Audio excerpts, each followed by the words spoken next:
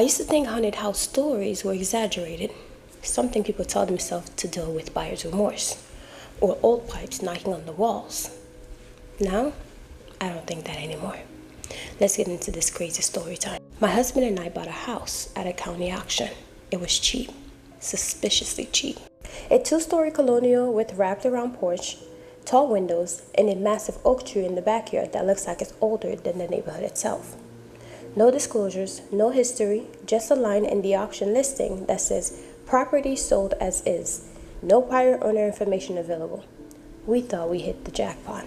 First time we stayed there, I woke up at 3:17 a.m. to the sound of footsteps upstairs. Slow, careful, like someone pacing, thinking. I shook my husband awake. He listened and the footsteps stopped. The next night, all the cabinets in the house were open when we went downstairs the next morning. Every single one, as if someone deliberately opened every single one looking for something. The third night, we started hearing someone crying, not loud sobbing, crying quietly like someone trying not to be heard. It came from the spare room. So my husband and I never really got a good night rest in that house. We decided to rent it instead, and that's when things went wrong. The first tenant lasted about 3 nights. She left her keys on the counter and texted us one sentence. Someone keeps standing at the foot of my bed every night. The second tenant stayed about a week. He claimed the bathroom mirror would fog up every time, even when there's nobody in the shower, and handprints will appear on the glass, small ones.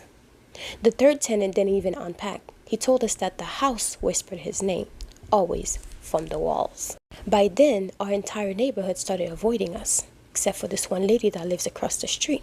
She pulled me aside one afternoon and asked me a question that I'll never forget. You didn't know? Know what? She went completely pale. The house that you purchased does not like new people. I went completely pale. What do you mean it doesn't like new people? Something escalated when we decided to move back into the house. Lights flickering violently whenever we argue.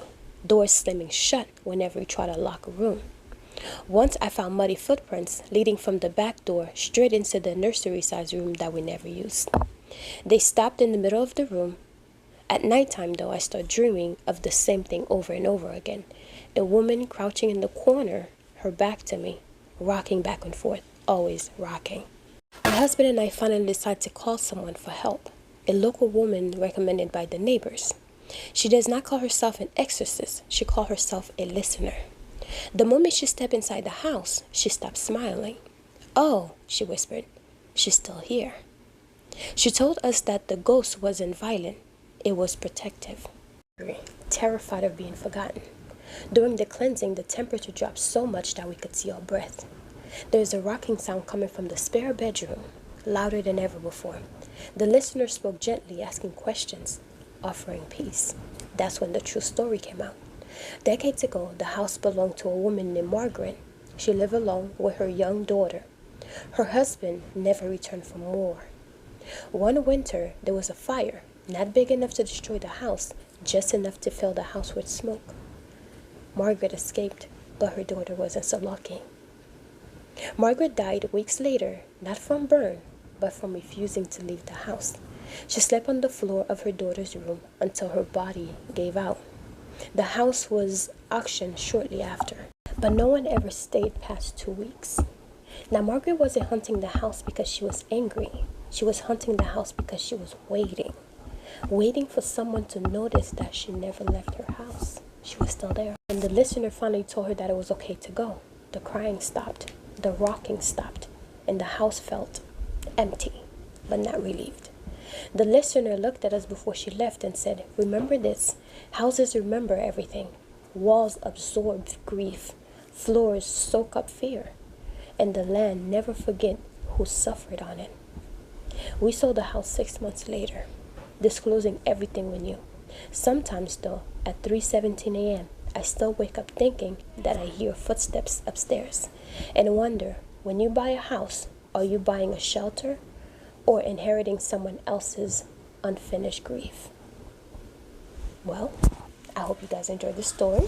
I hope you think twice before buying a house, because a lot of realtors do not disclose everything about the house. I don't think they have to. I think it's illegal, that what they're doing, but it's very convenient that they never disclose everything about the house, especially if someone passed away in the house. I don't know if it's illegal for them not to tell you about it, but a lot of times they do not disclose these things. For example, if somebody died in a neighborhood, and or if the next door neighbor's house is haunted, I think it's something that I need to know about if I'm going to live next door to a haunted house. And or if the house was built on a cemetery, I'm gonna need to know these things too, because then I can prepare myself accordingly. And or if I'm okay buying a house, living on top of a cemetery, or living in a haunted house. Anyways, y'all, I hope you enjoyed this story. This story was submitted to me from YouTube. I hope you enjoy. Bye. Love you guys, and Merry Christmas.